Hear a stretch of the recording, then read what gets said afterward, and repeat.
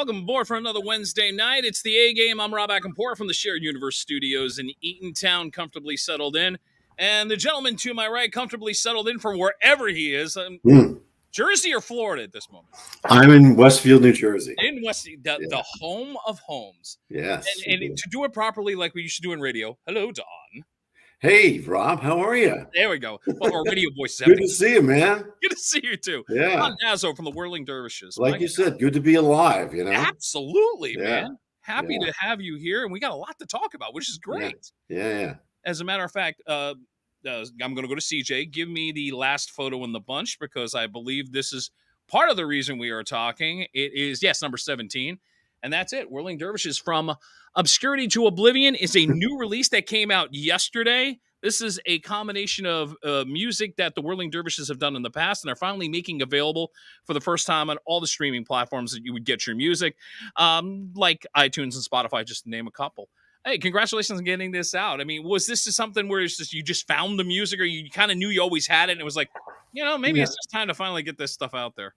Yeah, no, thanks, Rob. So this was the last batch of songs that we had recorded when we had our publishing contract, and the original members were all in the band.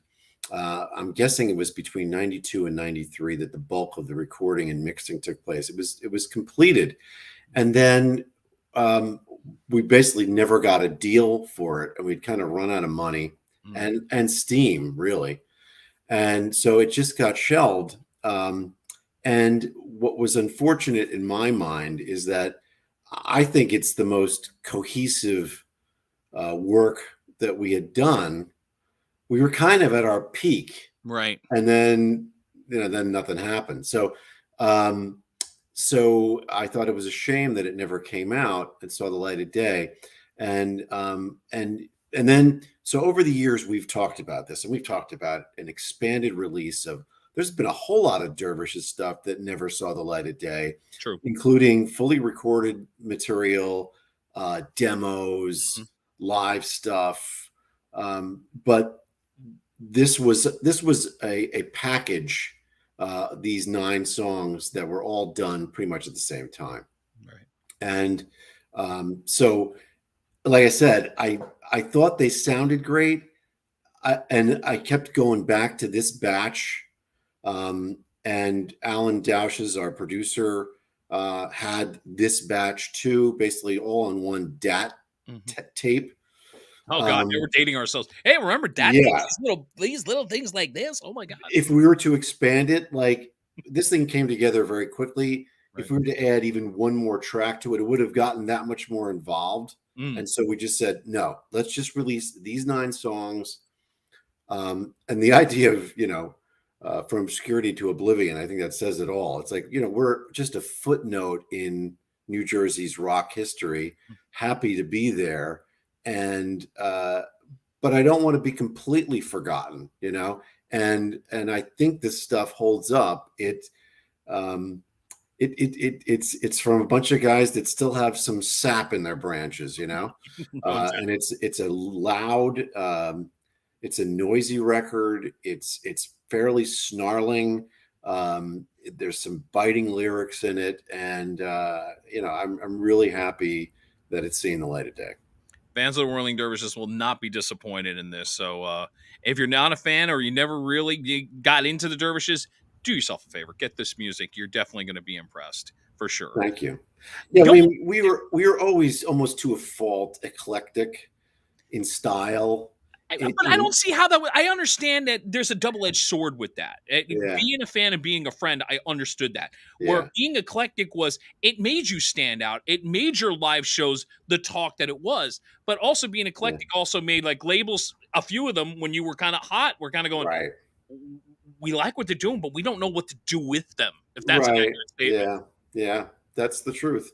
Yeah. So I think this stuff kind of sounds good together.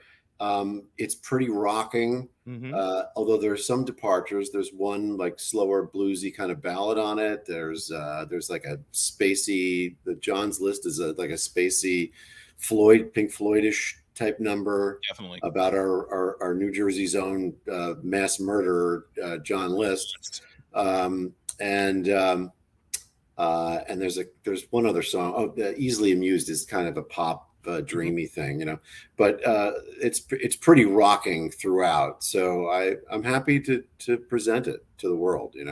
Very cool. Very cool. Yeah. It's now available, so go get your favorite songs. And if you've watched the band live, you know a few of the songs, so definitely worth the purchase. Don Dazzo Yeah, from you might. I mean, like, yeah, we were doing this stuff at the end, certainly, yeah, even when the original members were gone, up until like '95, and then over the years when Whirling Dervishes get trotted out, for Christmas, we'll do one or two of these numbers, mhm, and have been, but they've never been something that you could, take home with you. right. Yeah. When you look at the original lineup, give me photo number 2, please. Speaking of getting an old photo out there, the things I happily dig up. Yes, that's There, great. there they are, all very young, all very crazy, and I think it says it all. Again, you talk about eclectic. That is such a great promotional photo of like going, "Hey, look, we're a little Yeah, I don't know crazy." what kind of underpants I was wearing. There's something in there, but but yeah, that was funny. I don't Oh, know. I forget what inspired that, but it might have had something to do with that. I worked at a doctor's office all those years, but very true. I don't remember really. Our paths first crossed, I think, yeah, almost just about 30 years ago. So it was right around the time, CJ photo number 3, when the CD Strange and Wonderful was hitting my Right. radio station, FM 106.3. And from that moment on, it was just like everything clicked between you, I, and Bob Ardrey. Bob, sorry you're not here. Yeah, man. We miss you, Bob. Yeah, we do miss you. Yeah.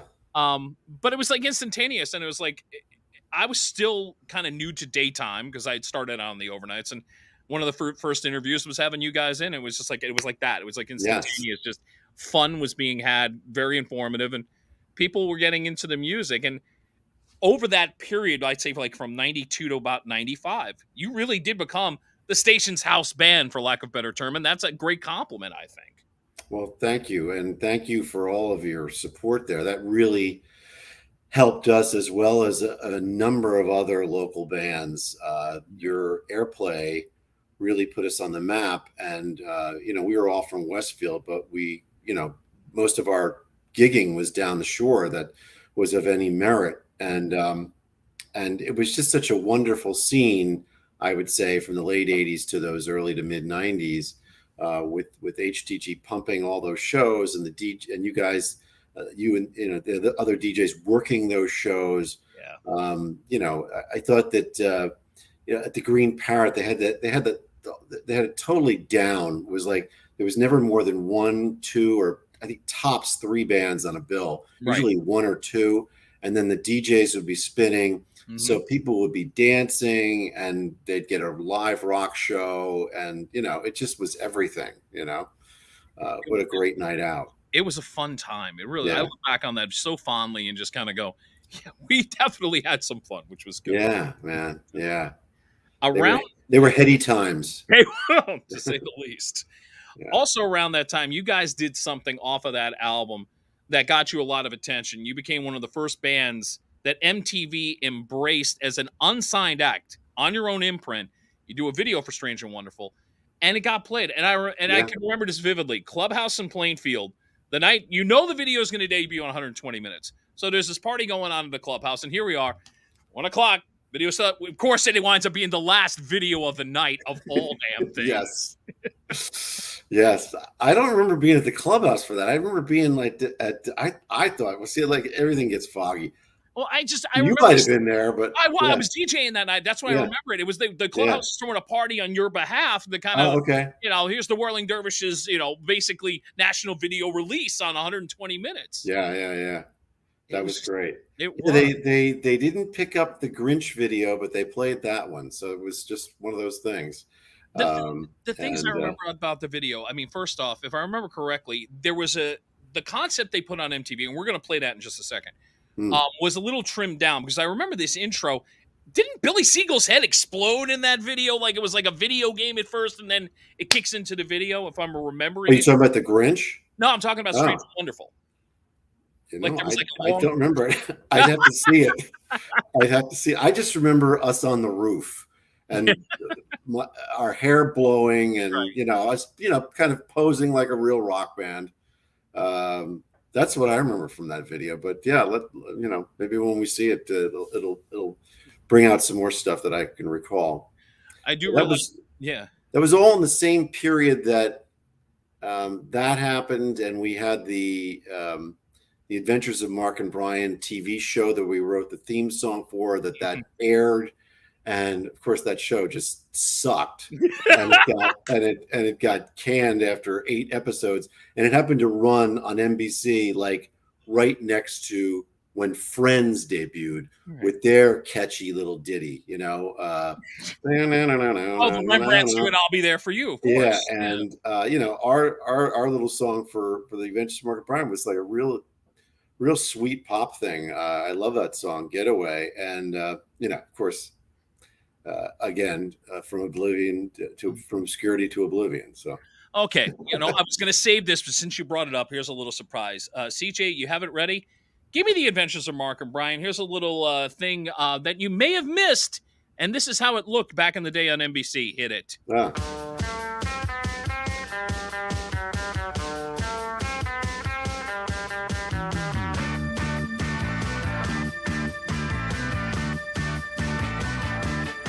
You wanna move, you're in style. Just forget about life for a while. See the world through our eyes. Under picture perfect skies. It just makes me wanna, hey, let's get away from your mind just once in a while. I wanna, hey, just come away with a smile.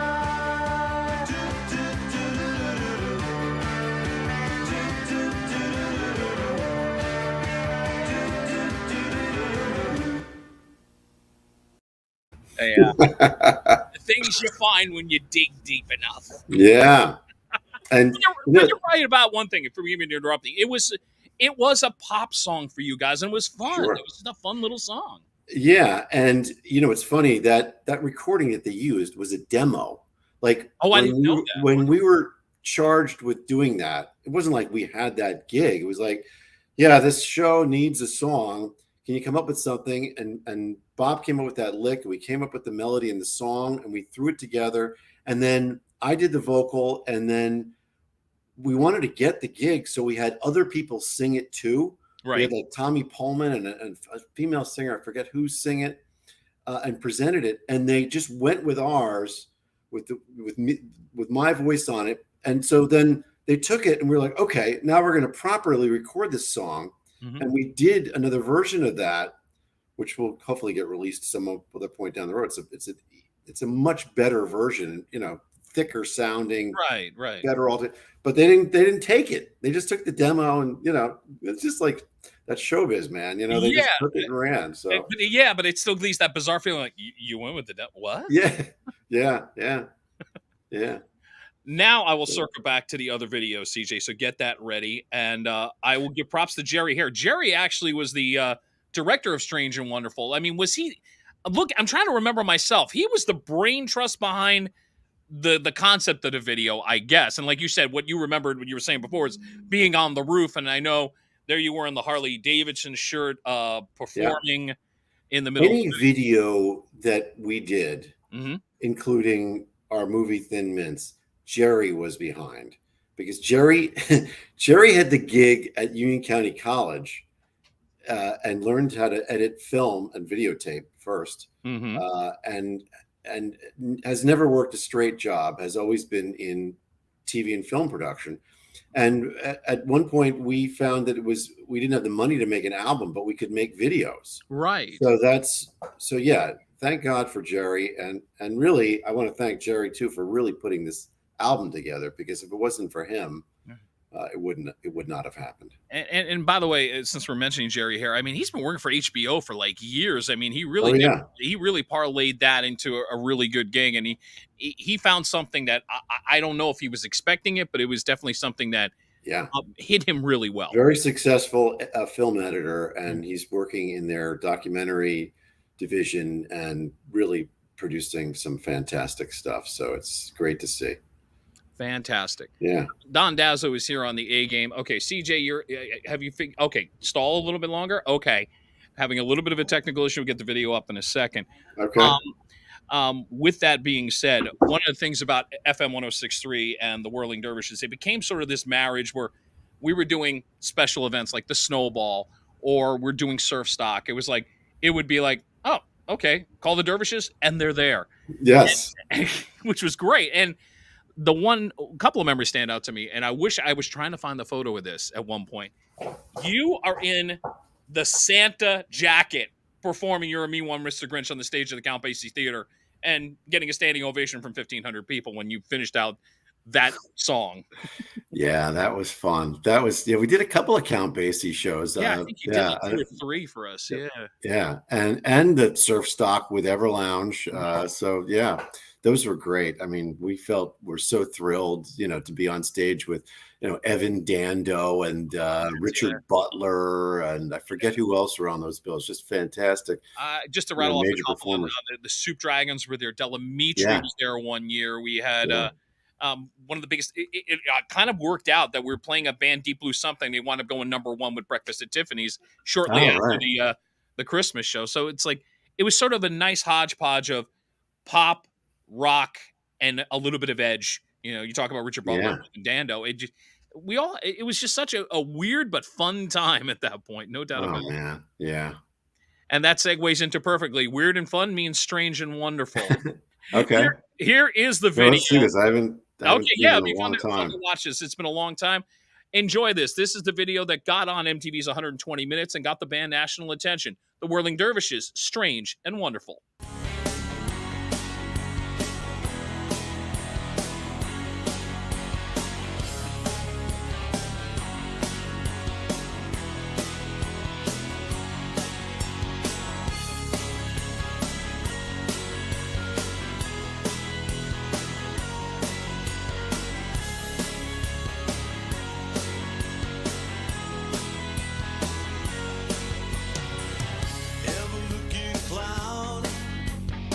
In a particular way, is it turning your world? Is it making your day? 'Cause you're getting blown away, and you hope it never floats away. Any way that I can get it, strange and wonderful. Like you throw your parties, baby, strange and wonderful.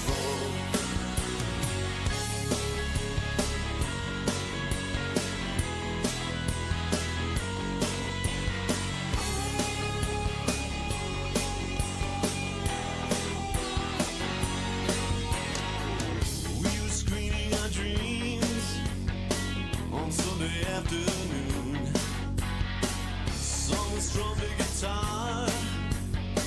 It was a favorite tune, 'cause it's never far away, and it's easy, it's never far away.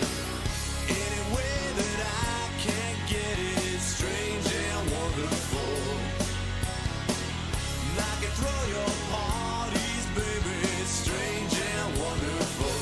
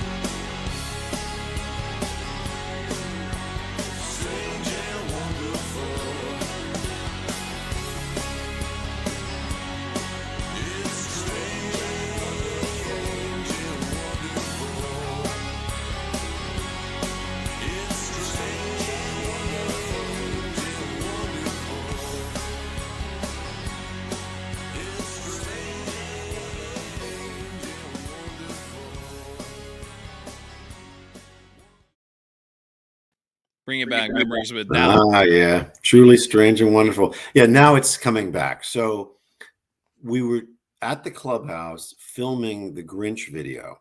Okay. And at the end of that shoot, Jerry said, "All right, let's run Strange and Wonderful." And that the footage of the color footage of the band live-ish, Right. that was all filmed that day. Then he just took it, and his partner Marty Leone, who's a brilliant graphic artist and also video guy, did all that artwork, all that cartoonish splicing, the guy's head exploding, Right. all that stuff. So yeah, that's Jerry and Marty that did all of that stuff, and we're just like, oh, that looks great, Jerry, you know. So Excuse me. yeah, Looking back on that, I remember MTV had this thing called breakthrough video status, and it was about creative videos. And I thought they have to give this to the Dervishes because it's Yeah. like this fits exactly what that category was. And then looking back, you kind of go, did not having a label hurt you guys where it should have helped you guys because it was the story. Now you're a Yeah. story. And yeah, right, yeah. yeah, and right. it goes back to what you say about the title of the new album. It is sort of it sums up the career in a good way and a disappointing way. I don't want to be negative because I mean that You know, in the words of Bob Ardrey, Yeah. you know, when we talk about this, you know, when we're all sitting around, right. and we're just happy to be alive and still making music, Right. and he says, you know, we got a lot farther than we ever than here. He says, I got a lot farther than I ever thought. You know that we don't write, we don't read music, and we wrote songs and got them out there and had a publishing deal and toured, and you know, Yeah. so in his mind, we got a lot farther than he ever expected. So that's, you know, keeping those expectations low. You know?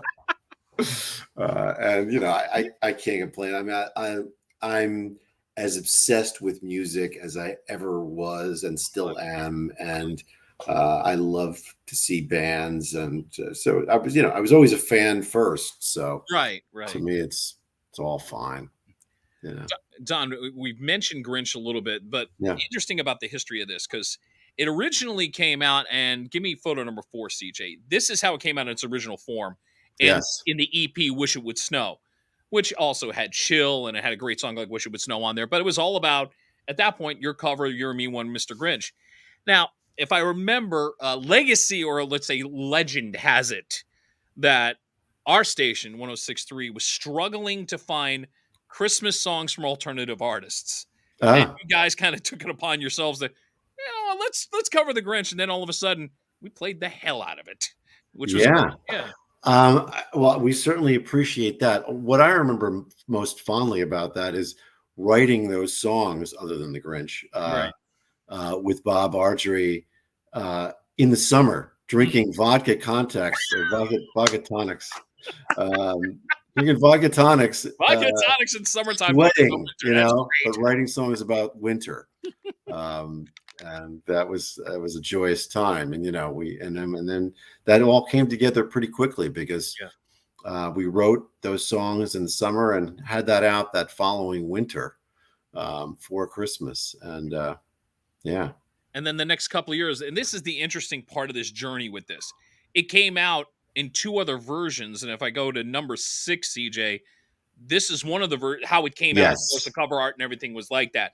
But then, give me photo number 7, CJ. It also came out like this, and it was a combination of it went from okay, we released it this way. Now we're going to release it, and there was a couple indie labels involved. That's what happened. Yeah. So whoever picked it up, it also, the Grinch song actually got out on I think it was the Sony or a Warner Brothers compilation for Eddie Bauer.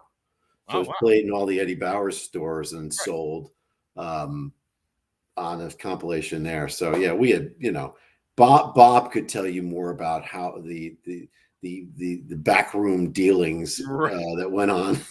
Honestly, that's what I was looking forward to because I know Bob has been working in the record industry pretty much since the 90s. So, I mean, if anybody could have explained it, it would have been Bob. So yeah, Bob, and every now and then he says, now, Bob. every now and then he calls them and says, hey, guys, I got a couple $100 for you because of Grinch sales.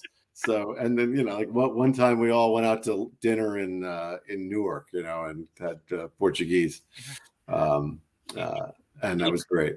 It's interesting how that song still lives also in YouTube form. CJ, get a couple of photos ready here because I've noticed in the last couple of years, drop down to, I think, scroll down to about number, no, not there. Oh, it happens. Oh, it happened again? Okay. Give you a second. There you go. Now you know how to fix it. Photo 15. And somebody took it upon themselves to kind of take the animation of the Grinch and put your version of the Whirling Dervishes into that and have Oh, the lyrics pop up.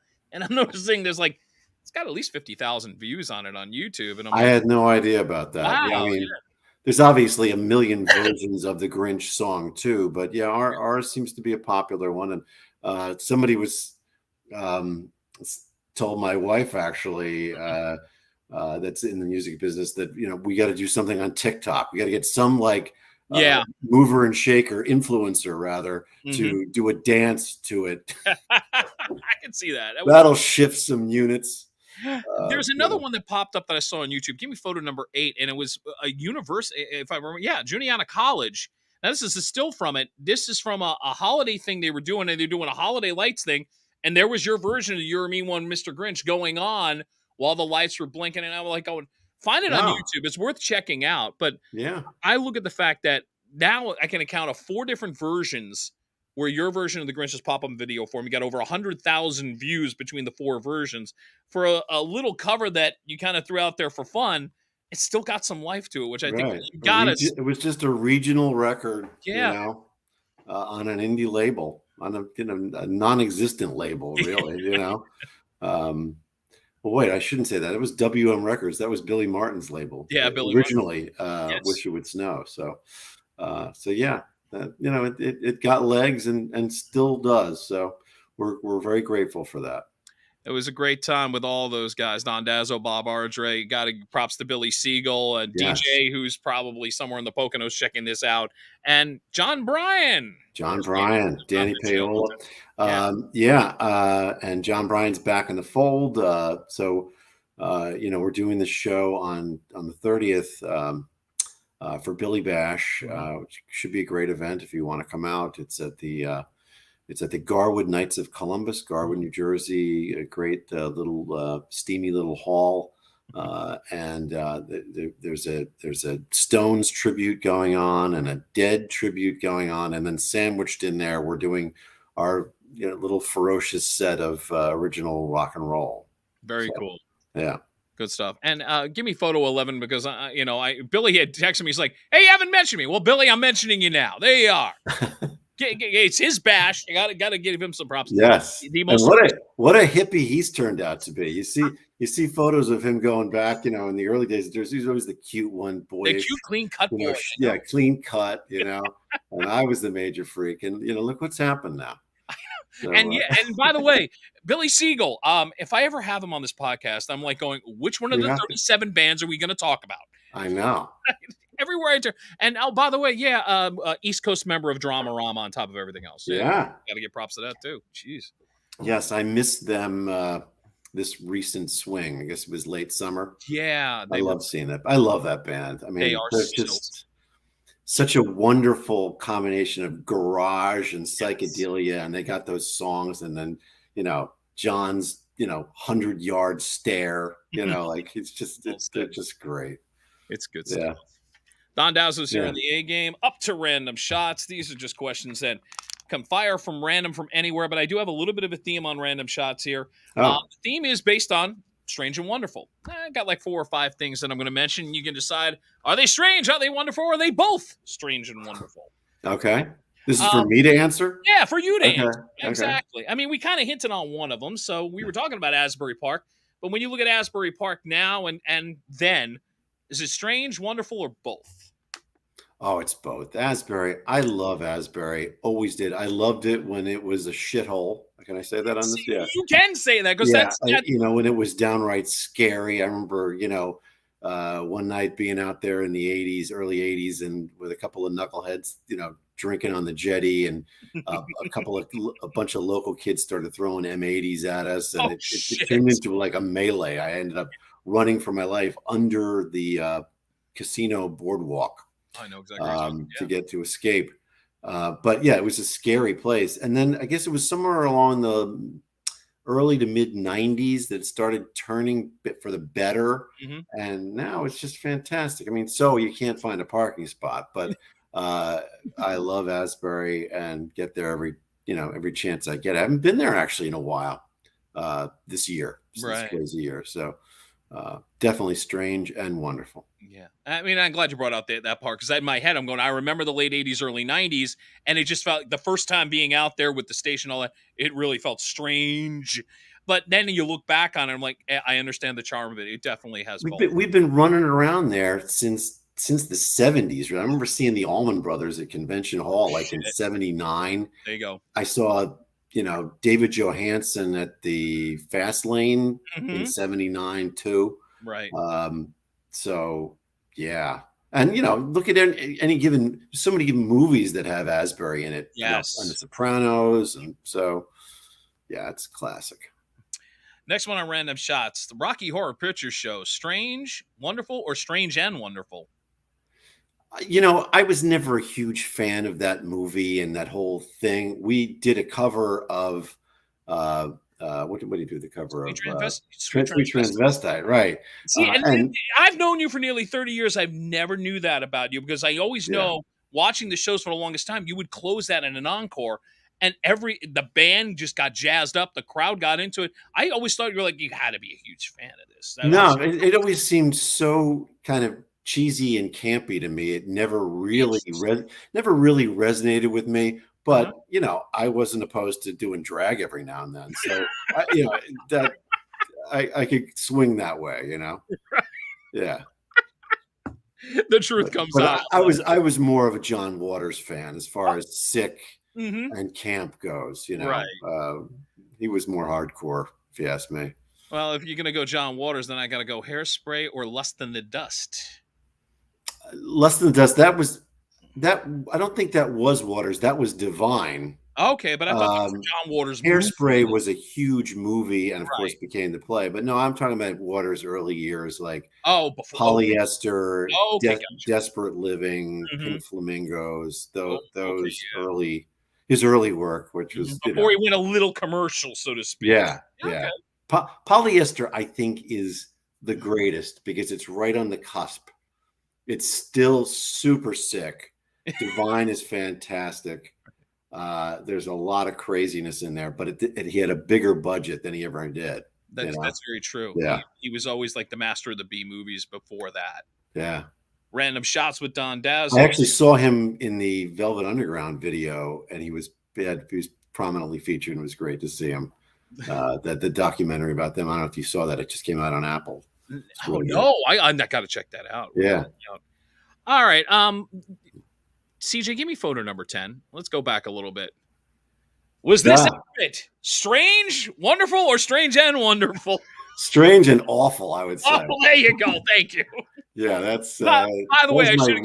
Yeah. Although that suit was I remember I got it in the thrift store. It was a Bloomingdale's cruisewear line from the 70s. Oh, and those pants, I'm looking at them. They were pegged. If you noticed at the bottom of I had them pegged. Yeah, they were big bell bottoms initially, and I don't know what made me think, but so it was seersucker. It was like a huge checkered seersucker. That was a great suit and perfect for a summer gig like that. Now that red hair, I don't know. I don't know what I was thinking. By the way, the one thing we can always count on with Don, when we did our surf stock events, his side project Ever Lounge became our house band. So band would go up on stage and play, and then Don and the guys would kind of keep the momentum going while we're changing things. Love that gig. Yeah. By the way, I love that picture. I love Bob in the background of that picture. Yeah, CJ, pull the photo up one more time. So yeah, there's Bob. Having that look of like, what the hell's going on? Yeah, that's Mark Norwine in the background there playing guitar too. Yeah, that was a great band, Ever Lounge. That original phase of that band. Yeah, fun bunch of guys. Fabulation. Yeah, right on. Yeah. Let me go to you, DJ. So I know you're gonna have a strong opinion about this. Music in the 21st century. Strange. I'm talking about releases in the last 20 years. Strange, wonderful, or both? Not so strange, unfortunately. Very little wonderful, but there's some great. I mean, like, Mhm. um, what's the Bruno Mars hit? Yes. Oh, yeah, yeah, yeah. Uptown Funk, yeah. Uptown. I mean, that's the greatest dance record in the last 10 years, Mhm. if you ask me. I would agree with that. I remember when I first heard that record. It's probably almost 10 years old now, actually, right? But Yeah. when I first heard it, I thought it was something I missed from the 80s, like a, Right. disco R&B thing. So yeah, there are some, the what was it, Portugal the Man, Portugal the their Man, hit yes. record a couple of years ago. Great record. There's obviously great records, and we're old, so we're not hearing it the same way the kids are. That's a very good Um, point. That's a really yeah, good point. so I try to be as open minded as I can, but a lot of it isn't great. I still think, as far as dance music goes, Mhm. you really can't get much better than the 70s disco and 80s new wave stuff. And Right. that's really always been my sweet spot as far as DJing. Yeah. Some of the 90s club stuff and hip hop stuff is great too Mhm. for dancing. Yeah. But yeah, recent records, Yeah. they're lacking. But that's why when I'm doing these events, when I'm DJing events, I was like, you got to give me a set list. Right. Otherwise, I'm going to ruin your event. But And and when you happily. and when you look at these set lists, like I said, I would imagine Uptown Funk is probably on just about everybody's list. I would imagine September by Earth, Wind and Fire is probably on everybody's list. Well, yeah, yeah. I mean, there's like 50 songs that pretty much you have to draw from every gig Mhm. for weddings and splashy corporate events where you have such a mainstream group of people. Mhm. Um, that's why, like, the Melody reunion and stuff that you guys are doing at the Saint. Yeah. That's what's so cool, because then that's all those people that they just want to hear that new wave stuff, Well said. and alternative stuff. Mhm. And this was like in Spinal Tap, a very selective audience. Very selective audience. It's so true. Two more on random shots. We Yeah. mentioned one of them. The film you did, Thin Mints. When you look back on it, is it more strange, more wonderful, or just a great hybrid of both? Well, I love it. I think it's strange and wonderful. What's funny and ties this whole thing in Mhm. is that uh, I had said to Jerry, this was back at the very beginning of this year, Mhm. before we even hatched this plan to release this album, although it had been talked about. But I said, why can't we stream Thin Mints? He said, well, Don, I'd be happy to help you with that, but I'd have to take my name off it. Oh my god! because he works for HBO, and True. it's really, there's a lot of things in that movie that are just pretty terrible, and certainly are not politically correct, and I certainly wouldn't want to offend anyone. Right. So I don't think they would be. I think it was all in jest. But so anyway, that's where Jerry's like, so yeah, we're not doing that, but let's release the record. Let's at least right. Uh, There's the but compromise point. but I mean, Release I love that movie, and we were able to get Whirling Dervishes music in that movie where we weren't able to release it on our own because we didn't have the money at that point. It right. was it was actually became easier for us to release that movie and have songs in it, Wow. than to release an album, because or make a CD at that Mhm. point. So that was a hell of a lot of fun. I mean, making that movie and then debuting that movie, and everybody that was involved in making that movie, it was like this complete entourage of weirdos. It was wonderful. Yeah, that was a great time. I remember filming at the James A. Bradley Motel in Asbury, Oh and wow. the police came. They thought we were making a porno film. You know, I That was like, no, it's an art doesn't film. It's an surprise art me film. though. Yeah, All right, one yeah. more, and I got one more photo to pull up, and Okay. hopefully I am going back a little bit, and it better be right on this. Photo 16. So is this guy strange, wonderful, or strange and wonderful? I don't have any opinion on that guy. Why? Okay. What's he doing? I don't know because it's like the funny thing is, as I go through YouTube, and then all of a Yeah. sudden it says Whirling Dervishes, 1985, and I'm going, but that doesn't look like Don. Wait a Yeah. second. So that's how I'm like, oh, wait a minute. There was a Whirling Dervishes before the Whirling Dervishes? What the hell? Oh, no kidding. Yeah. And I'm hearing them and they sound like a new wave band, and I'm going, but wait a minute. The sound could, but nobody, no. I never heard of that. That's a Whirling Dervishes guy in a Hawaiian shirt. Looks like he's like Filipino or something. Yeah, from 1985. And I'm sitting there going, Don in high school? No, it can't be Don in high school. Doesn't look like anybody in the band. But it said Whirling Dervishes on it. What the hell? That's weird. No. I mean, the only pushback on our name that we ever got was the actual Muslim Whirling Dervishes that did their dancing, and like there was some Right. confusion there, but never with another pop group that was calling That's fun. themselves Yeah, because that was the Whirling last thing I Dervishes. expected. Yeah, that was the Wow. one. That's a new one on me. I gotta go down that rabbit hole after this, Rob. Yeah, find out Like I about said, that. I like pulling out a few things where you just kind of go, Yeah, I was like, "Find what? out, Rob." I don't think any of the other guys would say that they knew anything about that. Yeah, So, I think this is yeah. a total. I would have stumped the whole Yeah. panel like on Rob. What crack are you smoking? What's going on here? Okay, let me remind everybody once again about Billy Bash, so we give Billy a plug. Yeah. And Dervishes will be on the bill again. It's October 30th. It's at the Knights of Columbus. That's on North Avenue in Garwood. Go on Right. Facebook. Hit one of the guys. You can hit Billy Siegel. By the way, if you're going to follow Billy Siegel, do it quickly. He's running out of space on his Facebook page. He knows too many people. But Yeah. it's out there.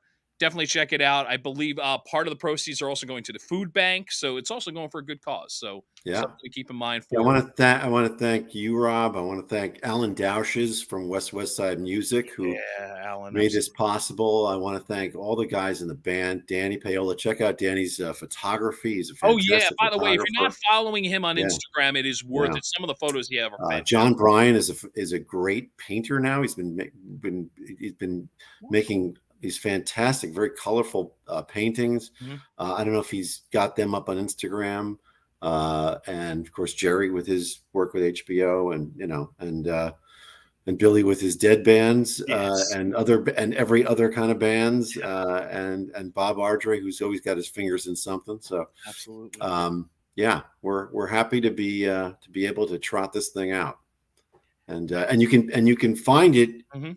pretty much everywhere. I bought it yesterday on iTunes, so it's streaming on Pandora, on Amazon Music, I guess. I don't Yes. even have that, and pretty much every other streaming service. Which that frankly amazed me that actually happened. So, But there's the thing. I think the one thing, and it's a great way to wrap up to talk about this, that if you had the platforms in 2021 that you could have had in the 1990s, it would have been easier as an indie band to do it, because now there's more access with the streaming services and stuff of that ilk, that you could have gotten more of that music out.